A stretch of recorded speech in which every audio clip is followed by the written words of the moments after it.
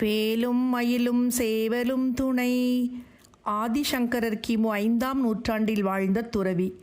ஆன்மீகவாதத்தில் ஆதிசங்கரரிடம் தோற்ற அபிநயகுப்தர் என்ற சித்தர் அபிசார வேள்வி செய்து சங்கரருக்கு உடலை வருத்தும் காசநோய் மற்றும் வயிற்றுவலி ஏற்படச் செய்தார். மனமுடைந்த ஆதிசங்கரர் இறைவனை மனமுருக வேண்டி வட கர்நாடகத்தில் உள்ள கோகர்ண திருத்தலத்தில் தங்கி வழிபாடு செய்தபோது சிவபெருமான் ஆதிசங்கரரின் கனவில் தோன்றி ஜெயந்திபுரம் என்னும் திருச்செந்தூர் சென்று முருகப்பெருமானை தரிசிக்க அறிவுறுத்தினார். உறங்கி எழுந்த சங்கரரின் அருகில் விபூதி இருந்தது. சிவபெருமான் கனவில் கூறியபடி ஆதிசங்கரர் திருச்செந்தூர் வந்து செந்தில்நாதனை மனமுருக வேண்டினார். திருச்செந்தூர் முருகனை வழிபட்ட போது சிலையிலிருந்து சில தெய்வீக கதிர்கள் வெளிப்படுவதாக உணர்ந்தார். கடலில் மூழ்கி நீராடி செந்தில்நாதனை வழிபட்டு பன்னீர் விபூதி பிரசாதம் சாப்பிட்ட ஆதிசங்கரருக்கு அனைத்து நோய்களும் நீங்கி ஆரோக்கியம் பெற்றார். சுப்பிரமணியரை ஆதிசங்கரர் தரிசித்த போது அங்கு ஆதிசேடன் என்னும் தெய்வநாகர் திருச்செந்தில்நாதன் திருவடிகளில் வழிபடுவதை கண்ணுற்றார்.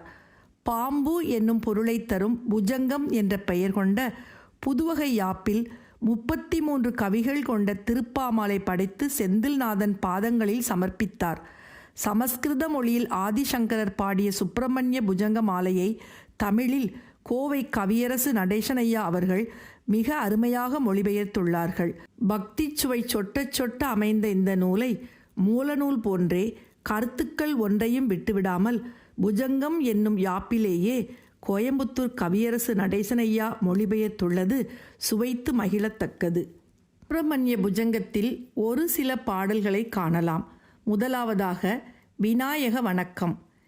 எந்நாளும் இளையோன் வினை குன்றளிப்பான், இபமாமுகன் பஞ்சவதனன் மதிப்பான், பொன்னாகர் சுரநாடு புனிதன் கணேசன், பொன்றாத திருவாளன் அருள் பேணுவோமே, பொன்றாத திருவாளன் அருள் பேணுவோமே. பாடல் 2 அவையடக்கம். ஆதிசங்கரர் சொல்கிறார், முருகப்பெருமானே, உன்னை துதிக்க குற்றமற்ற சொல்லோ பொருளோ கவியோ வசனமோ நான் அறிந்தவன் அல்லன் என்று. ஆயினும் ஒப்பற்ற ஒப்பில்லா ஆறுமுகங்களை உடைய பெருஞ்சோதி எனது நெஞ்சில் குடிகொண்டு நல்ல தேனாகிய பாட்டை ஊற்றெடுக்கச் செய்கின்றது. சொல்லேது பொருளேது கவியேது வசனம் துகளேதும் இல்லாததேதென்பதறியேன், எல்லேறு மறுமாமுகச்சோதி இதயத்திருந்தேன் அருந்தேன் எனும் பாடல் தருமே.